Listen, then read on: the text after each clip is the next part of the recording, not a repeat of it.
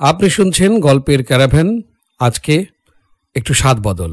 আজকে শিবরাম চক্রবর্তীর একটি মজার গল্প, মন্টুর মাস্টার। বিএ পাশ করে বসে আছে মিহির। কি করবে কিছুই স্থির নেই। এমন সময় দৈনিক আনন্দবাজারে একটা বিজ্ঞাপন দেখল কর্মখালির। কোন বনেদি গৃহস্থের একমাত্র পুত্রের জন্য একজন বিএ পাশ গৃহশিক্ষক চাই।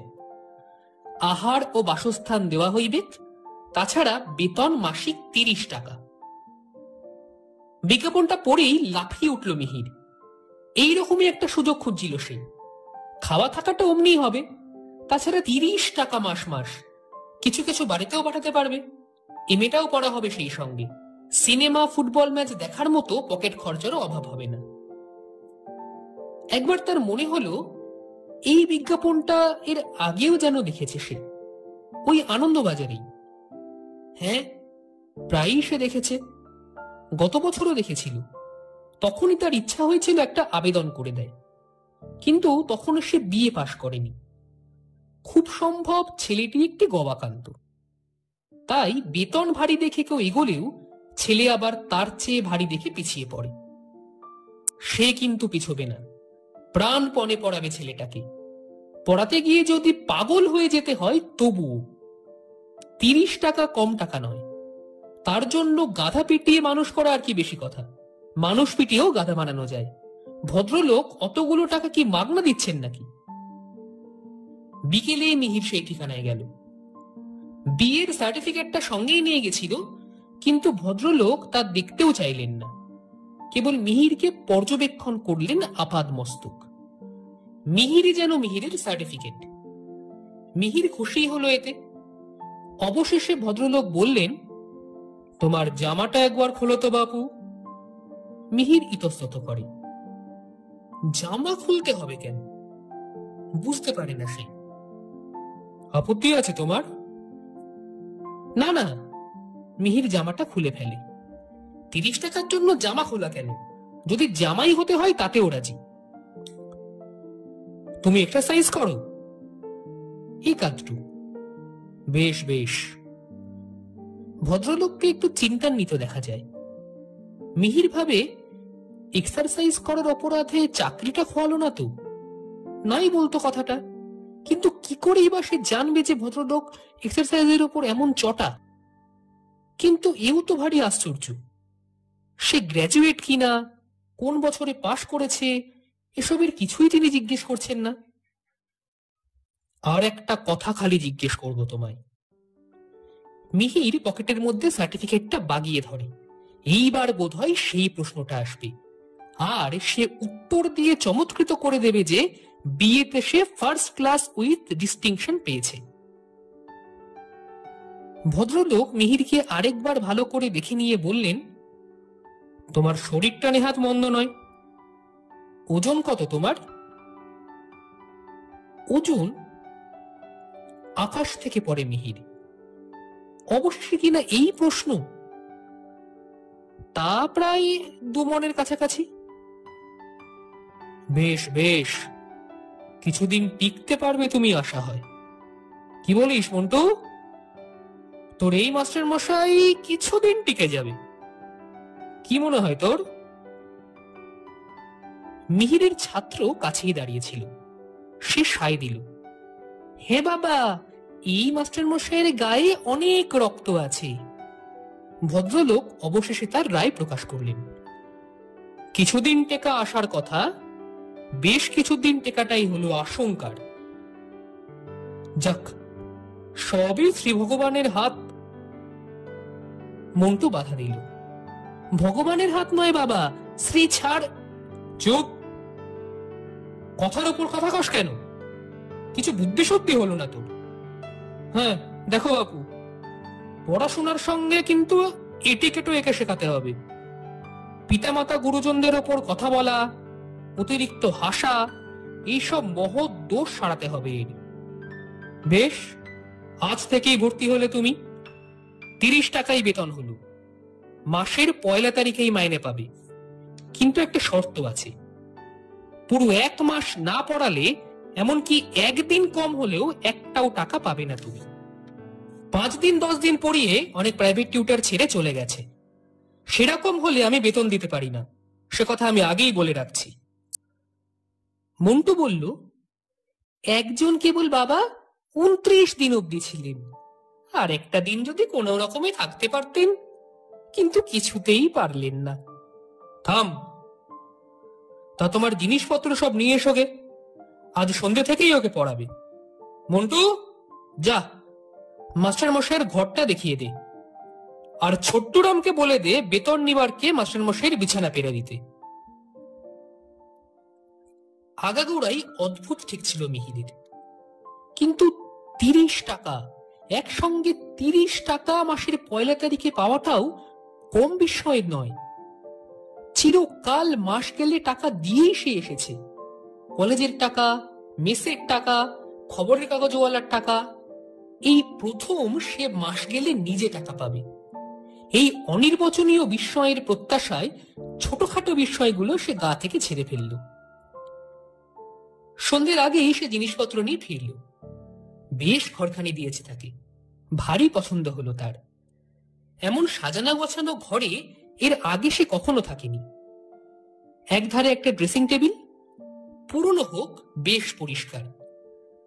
একটা ছোট বুক কেসও আছে, তার বইগুলি সাজিয়ে রাখলো তাতে। আর এক ধারে পড়াশোনার টেবিল, তার দুধারে দুটো চেয়ার। বুঝলো এই ঘরেই পড়াতে হবে মন্টুকে। সবচেয়ে সে চমৎকৃত হলো নিজের বিছানাটা দেখে। ঘরের এক পাশে একখানা খাট, তাতেই তার শোবার বিছানা, চমৎকার গদি দেওয়া, তার উপরে তোষক, তার উপরে ধপধপ করছে সদ্য পাট ভাঙা বোম্বাই চাদর। ভারী ভদ্রলোকেরা, না কেবল ভদ্র বললে এদের অপমান করা হয়, যথার্থই এরা মহৎ লোক। সত্যি খাটে শোবার কল্পনা তার ছিল না। জীবনে কখনো সে গদি মোড়া খাটে শোয়নি। আনন্দের আতিশয্যে সে তখনই একবার গড়িয়ে নিল বিছানায়। আহ কি কাট! আনন্দের আতিশয্যে সে তখনই একবার গড়িয়ে নিল বিছানায়। আহ কি নরম!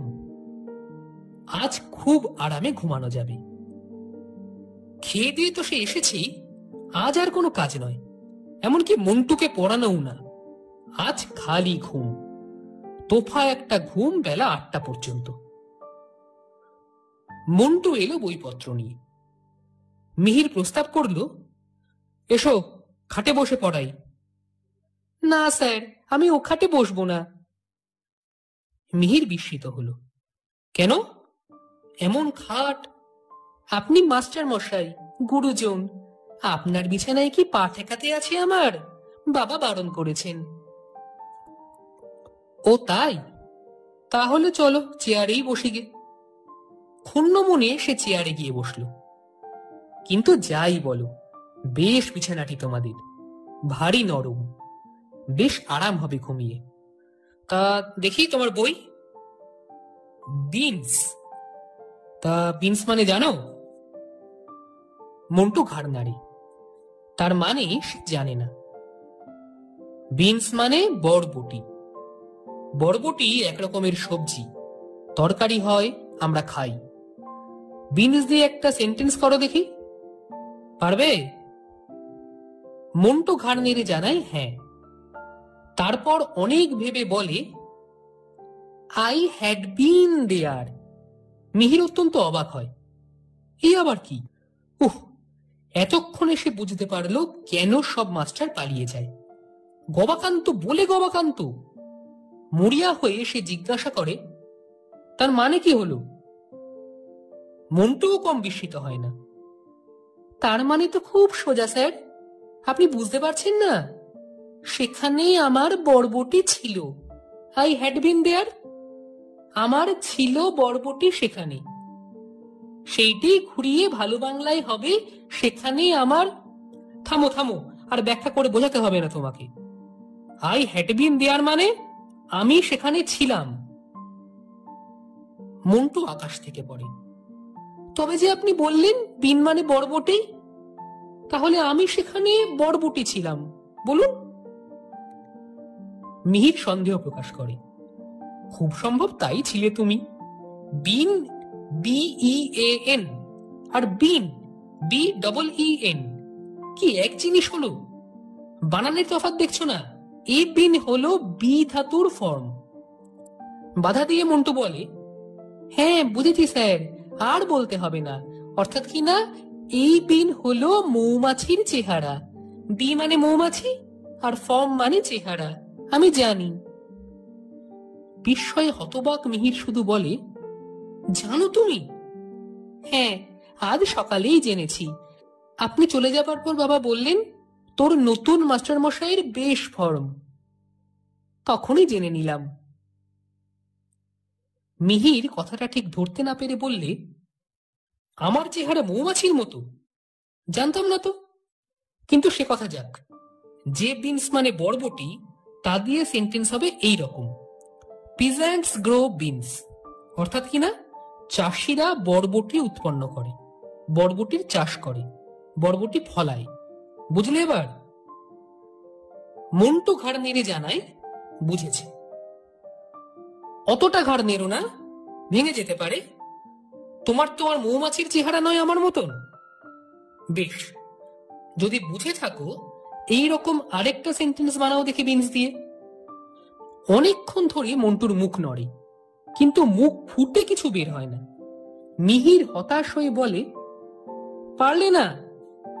এই ধরো যেমন, আবার কুকস বিনস, আমাদের ঠাকুর বরবটি রাধে। এখানে তুমি কুক কথাটার দুরকম ব্যবহার পাচ্ছ, একটা নাউন আর একটা ভার্ব। আচ্ছা, আরেকটা সেন্টেন্স করো দেখি। এতক্ষণে বিনস ব্যাপারটা বেশ বোধগম্য হয়ে এসেছে মন্টুর। সে এবার চটপট জবাব দেয়, we are all human beans. হ্যাঁ, বলো কি? আমরা সবাই মানুষ বরবটি? বরবটি মানুষ? কেন? বাবাকে অনেকবার বলতে শুনেছি যে হিউম্যান বিনস। মাথায় হাত দিয়ে বসে পড়ে মিহির। অর্থাৎ বসে তো সে ছিলই, মাথায় হাতটা দেয় কেবল। দিনের পর দিন, মাসের পর মাস এই ছেলেকে পড়াতে হবে তাকে। উফ, এই জন্য মাস্টাররা টিকতে পারে না। কি করে টিকবে? পড়াতে আসা, কুস্তি করতে আসা তো নয়। যদি রোজই এরকম ধস্তাধস্তি করে দুবেলা ওকে পড়াতে হয়, তাহলেই তো সে গেছে। তাহলে তাকেও পালাতে হবে টিউশনির মায়া ছেড়ে, 30 টাকার মায়া কাটিয়ে, নরম গদির আরাম ফেলে। না, সে কিছুতেই পালাচ্ছে না। একজন 29 দিন পর্যন্ত টিকেছিল, আর একদিন টিকতে পারলে 30 টাকা পেত, কিন্তু একটা দিনের জন্য 1 টাকাও পেল না। বোধহয় তার কেবল পাগল হতেই বাকি ছিল। পাগল হয়ে যাবার ভয় পালিয়েছে। আর একটা দিন পড়াতে হলেই সে পাগল হয়ে যেত, কিংবা পাগল হয়েই সে পালিয়ে গেছে হয়তো। নইলে 30টা টাকা কোনো সুস্থ মানুষ ছেড়ে যায় কখনো? কি সর্বনাশ! ভাবতেও তার হৃৎকম্প হয়। সে কিন্তু চাকরি ছাড়বে না, পাগলও হবে না, তার দৃঢ় প্রতিজ্ঞা। মন্টু যা বলে বলুক, না পড়ে না পড়ুক, বোঝে বুঝুক, না বোঝে না বুঝুক, মন্টুকে সে বই খুলে পড়িয়ে যাবে, এই মাত্র। ওকে নিয়ে মোটেই সে মাথা ঘামাবে না। আর যদি মাথাই না ঘামায়, তাহলে পাগল হবে কি করে? নির্বিকার ভাবে সে পড়াবে, কোনো ভয় নেই তার। তার গবেষণায় হঠাৎ বাধা পড়ে। মন্টু জিজ্ঞাসা করে বসে, বেতন নিবারক বিছানা, এর ইংরেজি কি হবে স্যার?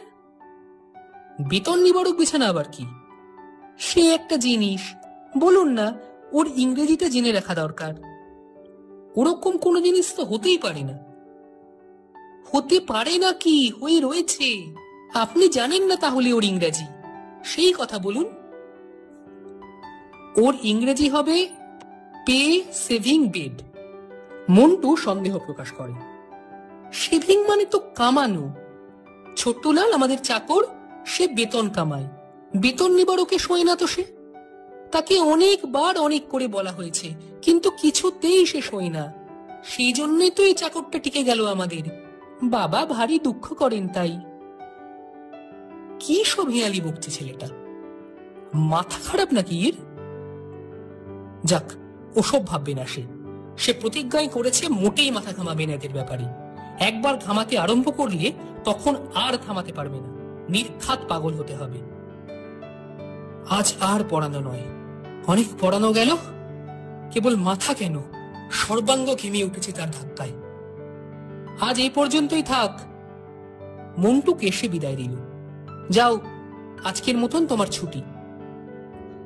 এইবার একটা তোফা নিদ্রা, নরম গদির বিছানায়। দুবার বউবাজার আর বাগবাজার করেছে আজ। অনেক হাঁটা চলা হয়েছে, ঘুমে তার চোখ জড়িয়ে আসছে। আজ রাত্রে সে খাবে না বলেই দিয়েছে। এক বন্ধুর বাড়িতে খাওয়াটা সেরেছে বিকেলে। ব্যাস, সুইচ অফ করে এখন শুলেই হয়। নরম বিছানায় সর্বাঙ্গ এলিয়ে দিয়ে আরামে মিহিরের চোখ বুজে এলো। আহ, নিদ্রার রাজ্যে সবেমাত্র প্রবেশ করেছে সে।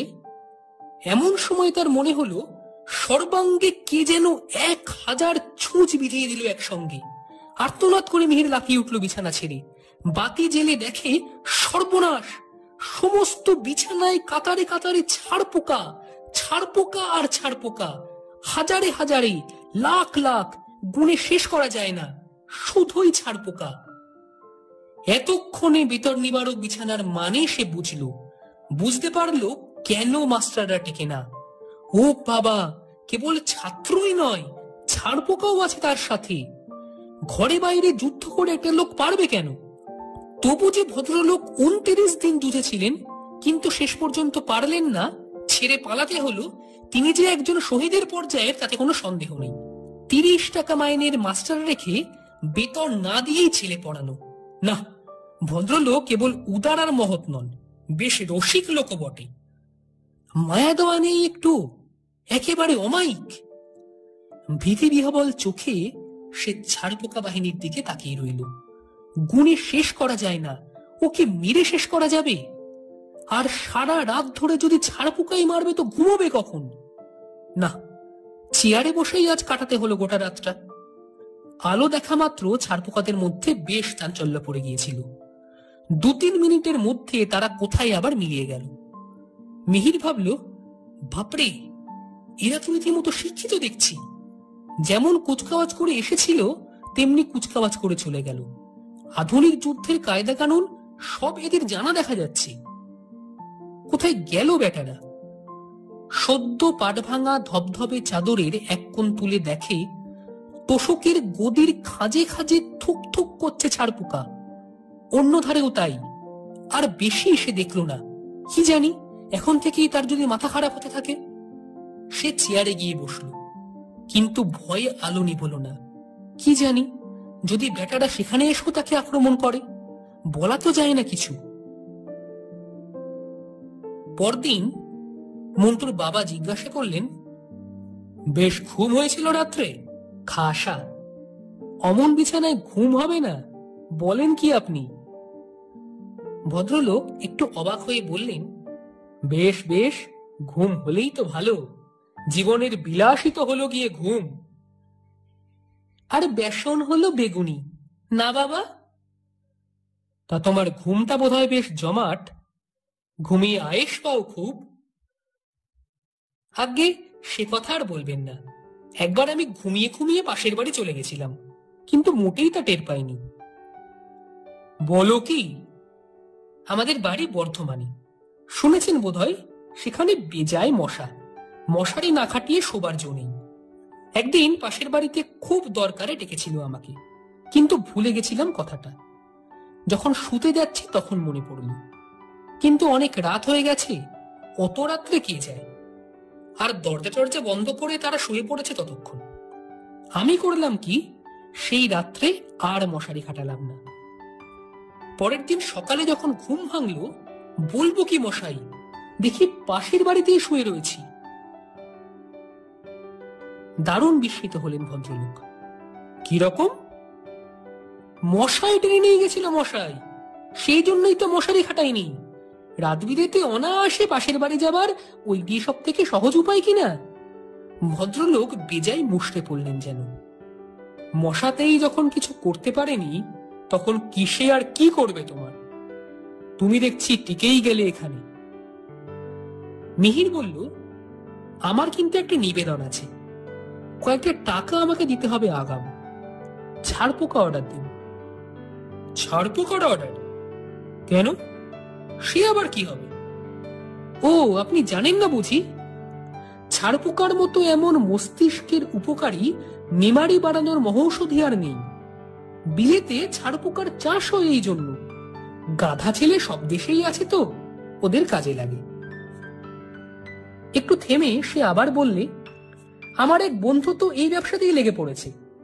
রেলগাড়ির ফাঁক ফোকর থেকে সব ছাড়পোকা সে টেনে বার করে নেয়। সাগ্রহে প্রশ্ন করলেন ভদ্রলোক, কিরকম কিরকম? বিলেতে ছাড়পোকার চাষ হয়, দাম দিয়ে কিনে লোকে, আমদানি রপ্তানি হয় তুমি জানো? আমি বেচতে পারি হাজার হাজার, লাখ লাখ, যত চাও। বেচুন না, আমিই কিনে নেব, আমার নিজের কাজে লাগবে। ছাড়পোকার রক্ত ব্রেনের ভারী উপকারী। একটা ছাড়পোকা ধরে এনে এমনি করে মাথায় টিপে মারতে হয়। এই রকম হাজার হাজার লাখ লাখ ছাড়পোকার রক্তে এক ছটাক ব্রেন হয়, সঙ্গে সঙ্গে ব্রেন। বিএ পাশের সময় আমি নিজে পরীক্ষা করে দেখেছি। সারা বছর ফাঁকে দিয়েছি, ফেল না হয়ে আর যাই না। এমন সময় এক বিলেতি কাগজে ছাড়পোকার উপকারিতা পড়া গেল। অমনি সমস্ত বাসা খুঁজে যার বিছানায় যা ছাড়পোকা ছিল তার সদ্ব্যবহার করলাম। পরীক্ষা দেবার তখন মাত্র 3 দিন বাকি। তারপর ফল যা পেলাম নিজের চোখেই দেখুন, আমার কাছেই আছে। বিএ পাশ করলাম with distinction, first class with. কাল থেকেই সে ব্যগ্র হয়েছিল। এখন সুযোগ পেতেই সার্টিফিকেট খানা মন্টুর বাবার মুখের সামনে মেলে ধরল। ভদ্রলোকের চোখ দুটো ছানা বড়ার মতো হয়ে উঠল বিস্ময়। সত্যি, একটা কথাও মিথ্যে নয়। পাস্ট উইথ ডিস্টিংশন লেখাই রয়েছে। বটে, এমন জিনিস ছাড়পোকা কে জানতো গো? পয়সা খরচ করে ছাড়পোকা কিনতে হবে না, তোমার বিছানাতেই রয়েছে, হাজার হাজার লাখ লাখ, যত চাও। তোমার ভয়ানক ঘুম বলে জানতে পারোনি। হ্যাঁ, এতক্ষণ কেন বলেননি আমায়? অনেকখানি ব্রেন করে ফেলতাম। এবেলা আমার নিমন্ত্রণ আছে ভবানীপুরে, এখনই বেরোতে হবে, নইলে এক্ষুনি। যাক, দুপুরে ফিরে এসে ওগুলো সব ব্যবহার করব, তারপর পড়াতে বসবো মন্টুকে। মিহির চলে গেলে পিতা পুত্রে চাওয়াচাই হয়। অবশেষে মন্টুর বাবা বললে, ছাড়পোকার সঙ্গে যে ব্রেনের সম্বন্ধ আছে অনেকদিনই কথা মনে হয়েছে আমার। ছাড়পোকার ব্রেনটা একবার ভাব দেখি, অবাক হয়ে যাবি তুই। খুচ করে কামড়েছে, তক্ষুনি উঠে দেশলাই যান, আর পাবি না তাকে। কোথায় যে পালিয়েছে তার কোনো পাত্তা নেই। মানুষ যে দেশলাই আবিষ্কার করেছে এ পর্যন্ত ওদের জানা। এটা কি কম ব্রেন? আর এ ব্রেন তো ওদের ওই রক্তেই, কেননা মাথা তো নেই ওদের, গায়েই ওদের সব ব্রেন। ঠিক বলেছে মিহির, তুই কি বলিস মন্টু? হ্যাঁ বাবা। তারপর ছাড়পোকার সঙ্গে শিক্ষার সম্বন্ধও কম নয়। ছাড়পোকা বিস্তারের সাথে সাথে শিক্ষার বিস্তার বাড়ে। ট্রামে, বাসে, সিনেমায় যেমন ছাড়পোকা বেড়েছে, তেমনি হুহু করে খবরের কাগজের কাটতিও বেড়ে গেছে। এই তো সেদিন বায়োস্কোপে আমাদের সামনেই 4.5 আনার সিটে একটা কুলি বসেছিল। তোর মনে পড়ে না মন্টু? হ্যাঁ বাবা। সে তো লেখাপড়া কিছুই জানে না। 2 মিনিট বসতে না বসতেই 2 পয়সা খরচ করে একখানা আনন্দবাজার কিনে আনলো সে। এতে শিক্ষার বিস্তার হলো নাকি মন্টু? কি বলিস তুই? হ্যাঁ বাবা। চল তবে এক কাজ করি গে, তোর মাস্টার মশাই ফেরার আগে আমরাই ছাড়পোকাগুলোর সব ব্যবহার করে ফেলি। ব্রেন তো তোরও দরকার আর আমারও। মেমারিটাও দিন দিন কেমন কমে আসছে। সেদিন শ্যামবাবুকে মনে হলো গোবর্ধন বাবু, আর গোবর্ধন বাবুকে মনে হলো হারাধন কান্ত। এ তো ভালো কথা নয় রে মন্টু, কি বলিস তুই? হ্যাঁ বাবা। সন্ধ্যের পর ফিরল মিহির। কাল সারা রাত ঘুম নেই। তারপর আজ সমস্ত দিন বন্ধুদের আড্ডায় তাস পিটে এতই ক্লান্ত হয়েছে যে ঘুমোতে পারলে বাঁচে। আজ সে আলো জ্বালিয়েই শোবে। আলো দেখে যদি না আসে বেটারা। এখন নমনম করে মন্টুকে খানিকক্ষণ পড়ালেই ছুটি। মন্টু বই নিয়ে আসতেই গোটা ঘরটাই একটা বিশ্রী দুর্গন্ধ ছড়িয়ে পড়ে। নতুন ধরনের কোনো এসেন্স টেসেন্স মেখেছো নাকি মন্টু? ভারী গন্ধ আসে তোমার গা থেকে। মিহির জিজ্ঞাসা করল। গা নয় স্যার, মাথার থেকে। কিসের গন্ধ? বেজায় খোশবাই দিচ্ছে। ছাড় পোকার। আপনি চলে যাবার পর বাবা আর আমি দুজন মিলেই বেতন নিবারকের যত ছাড় পোকা ছিল সব শেষ করেছি। ছোট্টরামকে বলা হয়েছিল, কিন্তু সে বেটা মোটেই ব্রেন চায় না, বলে যে বিরেন সে কেয়া কাম। আর একটাও ছাড় পোকা নেই আপনার বিছানায়। হ্যাঁ? সিংহনাদ করে মিহির চেয়ার ছেড়ে লাফিয়ে উঠে বিছানায় গিয়ে পড়ে শটান চিৎপটান। মন্টু তো হতভম্ব। দারুণ সেই চিৎকার শুনে মন্টুর বাবা ছুটে আসেন। কি হয়েছে রে মন্টু, কি হলো? ছাড় পোকা নেই শুনে মাস্টারমশাই অজ্ঞান হয়ে গেছেন। তা তুই বলতে গেলি কেন? বারণ করলাম না তোকে? অতগুলো ছাড় পোকার ব্রেনের শোক। আমি কি করে জানবো উনি অমন করবেন? আমি কিছু বলিনি। উনি কি করে গন্ধ পেলেন উনিই জানেন। মুখে জল ছিটলে জ্ঞান হয় শুনেছি। ছিটবো বাবা? অজ্ঞান অবস্থাতেই মিহিরের গলা থেকে বের হয়, হ্যাঁ। মন্টুর বাবা বললেন, কাজ নেই, জ্ঞান হলে যদি কামড়ে দেয় রে। ওই দেখ বিড়বিড় করছে। মিহির তার শোক সামলে উঠল পরদিন 8:30টায়। ষাঁড়ের মতন সারা রাত এক নাগারে নাক ডাকাবার পর।